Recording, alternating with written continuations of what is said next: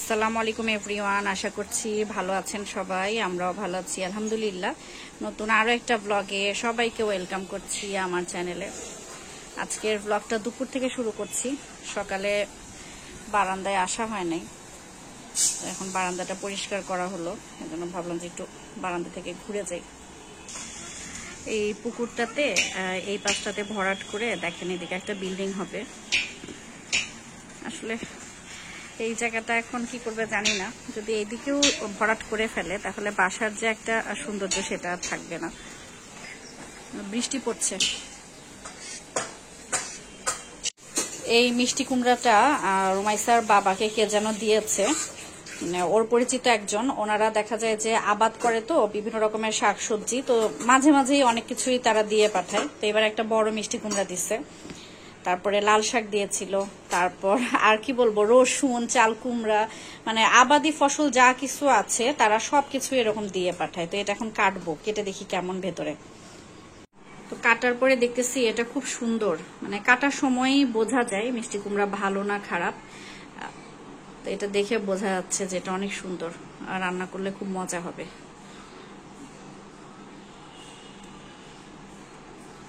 এটা ফালি করে রেখে দিব। আজকে দুপুরে রান্না করেছি মুরগি, আর এখানে আছে লাউ আর মাসকলাইয়ের ডাল দিয়ে একটা ঘন্ট। এখানে রান্না করেছি রুই মাছ, আর আছে ডাল, ডালের ওপরে তেল ভেসে আছে, মটরের ডাল। এই আজকের হালকা পাতলা রান্না। আজকে অনেক দিন পরে আমরা ছাদে আসছি, আর আকাশে মেঘটা তো ভালো লাগলো দেখে।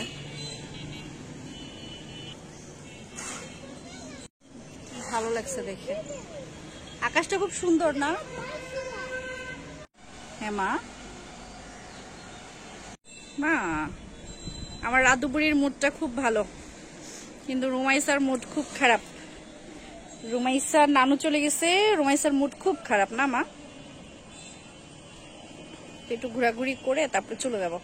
আর কাপড় চোপড় আছে, কাপড় চোপড় গুলো নিতে হবে। আজকে অনেক কাপড় ধোয়া হয়েছে। এগুলো কবুতর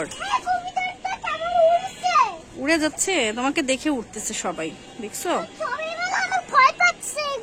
তোমাকে দেখে দেখছো কত সুন্দর। এখানে কবুতর আছে আমাদের বাড়িওয়ালা আন্টির। তোমাকে দেখে ভয় পাচ্ছে না মা? এটা কি সুন্দর এই খাঁচাটার মধ্যে, দেখছো হোয়াইট কালারটা, খুব কিউট। হ্যাঁ, কি বললো রুমাইসে, জায়গাটা কি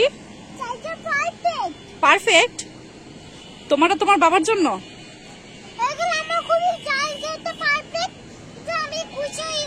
খুশি হয়েছো? আচ্ছা, আকাশটা কেমন মা? আমারও খুব ভালো লাগছে। আর রাস্তাতে দেখো কেমন। কোন ছবিটা মা? আচ্ছা দেখাই দিচ্ছি। রুমাইসা বলছে আকাশটা দেখাইতে, বলছে মা একটু আকাশটা দেখাও, আকাশটা খুব সুন্দর লাগছে। ছাদ থেকে এসে এখানে নুডলস বসাইলাম, আর নুডলসটা রান্না করছি একটু সুপি নুডলস যেভাবে করে না ঠিক সেভাবেই, কিন্তু একটু শুকনো শুকনো হবে, মানে ঝরঝরে টাইপের হবে আর কি, শর্টকাট রেসিপি আমার। এই যে নুডলসটা রান্না হয়ে গেছে, তো আমি ঠিক যেরকম চাচ্ছিলাম সেরকমটাই হয়েছে। এখন চুলাটা অফ করে দিব, দিয়ে এখন গরম গরম খেয়ে নিব আর কি। আর নুডলসটা একদম ধোয়া উঠছে, এটা আমি এখন খাবো। দেখেন, মানে খুব বেশি নরমও হয় নাই, আবার খুব বেশি যে পানি আছে বা ঝরঝরে সেরকমও না, কিন্তু সেদ্ধটা একদম ভালোভাবে হয়েছে। এই নুডলসটা রান্না করতে 2টা প্যাকেটে আমার দিতে হয়েছে 3 কাপ পরিমাণ পানি। আর এই যে রাধু বুড়ি, হা হা, বল বল খেলছো?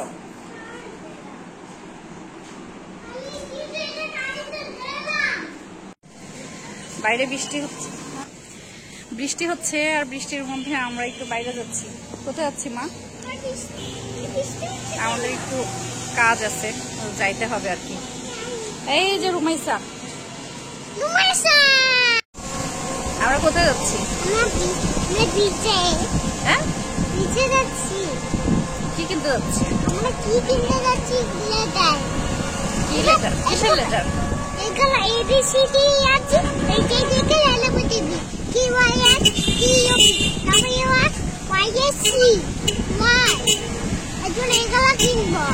YNG?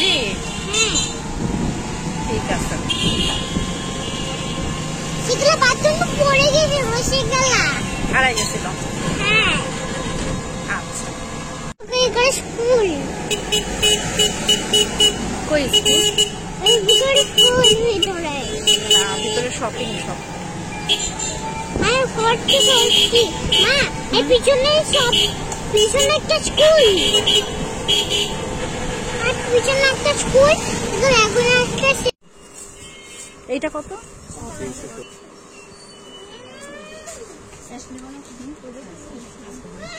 কাজের মধ্যে। মার্কেট থেকে যে জিনিসগুলো কিনে নিয়ে এসেছিলাম, তো সেগুলো আপনাদের সাথে শেয়ার করা হয় নাই, ভাবলাম যে একটু শেয়ার করে দেই। এখানে একটা 3 পিস দেখতে পাচ্ছেন, এটা তো বড় মামির, এর আগেও আপনাদের সাথে শেয়ার করেছি। এটা আমার আম্মুর জন্য বানাইতে দিব। আর এখানে আরেকটা 3 পিস দেখছেন, এটা একটা বাটিকের 3 পিস। আর এই বাটিকটা খুবই সুন্দর, কালার কম্বিনেশনটা খুব ভালো লেগেছে। তো 3 পিসটি একটু আপনাদের সাথে শেয়ার করি। এটা সালোয়ারের অংশ, আর এটা হাতার কাপড়, আর এই যে যেটা দেখতে পাচ্ছেন এটা ওড়নার কালার কম্বিনেশনটা খুব সুন্দর। তো এই বাটিকগুলো খুব একটা বেশি প্রাইস না, হাজারের মধ্যে বা 1000-1100 এরকম করে নেয়। আর এখানে 2টা হিজাব দেখতে পাচ্ছেন, এই 2টা হিজাব আমি নিয়েছি গিফটের জন্য। আর এই হিজাবগুলো না খুব সফট, পরে মানে খুবই আরাম হবে। আর অনেক বড়, মানে অনেকে চায় না যে হিজাবগুলো একটু ওড়নার মতো করে পরবে, সেভাবেও পরা যাবে আর কি। তো আমার কাছে 2টা খুবই ভালো লাগছে, আমি একজনকে গিফট করব, এই জন্য এই জিনিসগুলো কেনা। আজকে সন্ধ্যাতে তো বাইরে গিয়েছিলাম, আর আজকে সারাদিন রান্না বান্না করছি, চুলাটা একেবারে পরিষ্কার করা হয় নাই। তো আজকে ভিডিওটাও শেষ করব, ভাবলাম যে কাজটাও শেষ করি আর আপনাদের সাথে ভিডিওটাও মানে শেয়ার করি, আজকের ব্লগটাও শেয়ার করা হবে আর কি। তো যেই কারণে আমি ক্যামেরাটা অন করলাম সেটা হচ্ছে যে দেখতেই পাচ্ছেন যে তেল মশলা অনেক দাগ এই চুলার মধ্যে। তো এই চুলাটা কেনার পর থেকে আমি সব সময় দেখা যায় যে ভিম লিকুইড বা লিকুইড যে সোপগুলো থাকে সেগুলো দিয়ে ভালোভাবে স্ক্রাবার দিয়ে ঘষে পরিষ্কার করি। তো এখন যে জিনিসটা আমি আপনাদের সাথে শেয়ার করব সেটা হচ্ছে এই লিকুইডটা, এই কিচেন ক্লিনারটা। এটা মানে একদম ম্যাজিকের মতো কাজ করে। আর এটা আমাকে দিয়েছে নিশি আপু। এটা 2টা নিয়ে আসছিল গতবার, একটা ভাবির জন্য একটা মামির জন্য। তো বড় মামি তো তারটা ইউজ করতে পারে নাই, তো সেটা মামির রুমে ছিল। সেটা আবার আপু আমাকে বললো যে এটা তুই নিয়ে যা। এটা নিয়ে আসার পরে আমি এটা 2 দিন ব্যবহার করছি, বাসায় আসা তো আজকে আমার 3য় দিন। তো 2 দিন ব্যবহার করছি, 2 দিনেই মানে আমি এটার ফ্যান হয়ে গেছি।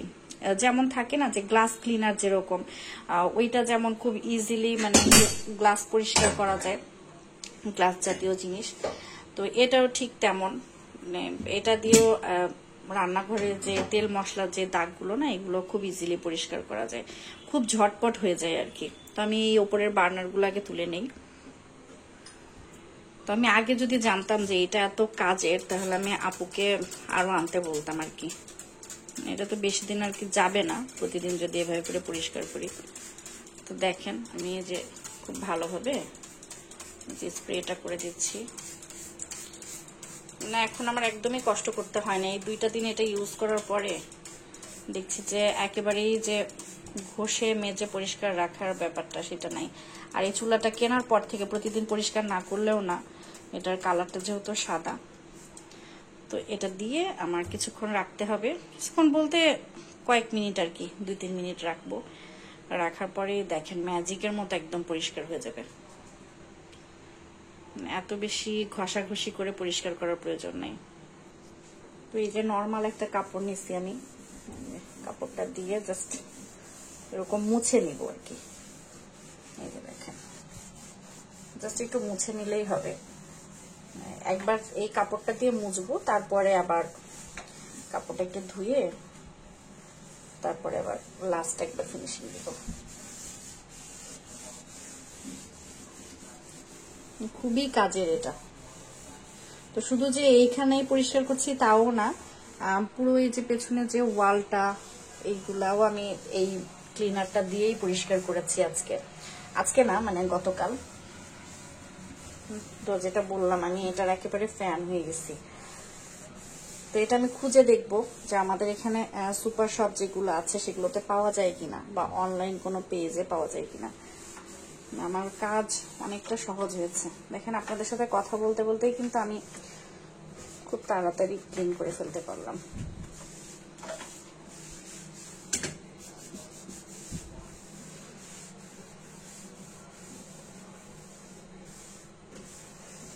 এখন জাস্ট কাপড়টা ভিজিয়ে আর একটা বার মুছে ফেললেই হয়ে যাবে। তো ঠিক আছে, চুলোটাও ক্লিন করে নেই। তো এই যে দেখেন মাত্র কয়েক মিনিটের মধ্যে মানে আমার শখের চুলাটা একদম ঝকঝকে তকতকে হয়ে গেছে। আরো বেশি ক্লিন করা যাইতো, কিন্তু এখন হাতে খুব একটা বেশি সময় নাই, সেজন্য করতে পারলাম না। তো খুবই কাজের একটা জিনিস। দেখা যাক এটা আমি কোনো অনলাইন পেজে পাই কিনা, আর সুপার শপগুলোতেও একটু খুঁজে দেখবো যদি পাওয়া যায়। বারান্দায় আসছিলাম কাপড় চোপড় উঠাইতে, আসার পরে বারান্দায় হালকা একটু বাতাস হচ্ছে আর গাছগুলো আজকে এত ফ্রেশ লাগছে। তো ভাবলাম যে একটু ক্যামেরাটা অন করি, না এত ভালো লাগছে দেখেন। আর ক্যামেরার আলোতে না কি সুন্দর একদম সবুজ ফ্রেশ পাতাগুলা, খুব ভালো লাগে এই গাছটা। এই গাছটার অনেক বয়স, প্রায় 6-7 বছরের বেশি হবে, তারও বেশি হবে, মানে এর থেকে কম হবে না। 6-7 বছর আমি কমই বললাম। এটা আমার আম্মুর কাছে ছিল, সেখান থেকে আবার আমি নিয়েছি। আর এখানে দেখেন এই ফুল দুইটা, এই দুইটা এই বছরের লাস্ট ফুল। এই দুইটা ফুল নষ্ট হয়ে গেলে আবার একটা বছর অপেক্ষা করব। আর এই নয়নতারা সুন্দরীগুলোকে দেখেন, এত সুন্দর কালার, আর রাতে তো আরো বেশি ভালো লাগে দেখতে, এত সুন্দর। আর গাছ ভর্তি ফুল, এটা কখনো নিরাশ করে না, গাছ ভর্তি ফুল দেয়। নতুন কয়েকটা কয়েন প্লান্টও হয়েছে অনেক দিন পরে, বেশ অনেক দিন পরে। তো ঠিক আছে, আজকের ব্লগটা এখানে শেষ করছি। আজকে খুব একটা ভালোভাবে ব্লগ করতে পারিনি, তো যদি ভুল ত্রুটি হয় অবশ্যই ক্ষমা সুন্দর দৃষ্টিতে দেখবেন। পরবর্তী ব্লগে আবারও কথা হবে, সেই পর্যন্ত আল্লাহ হাফিজ।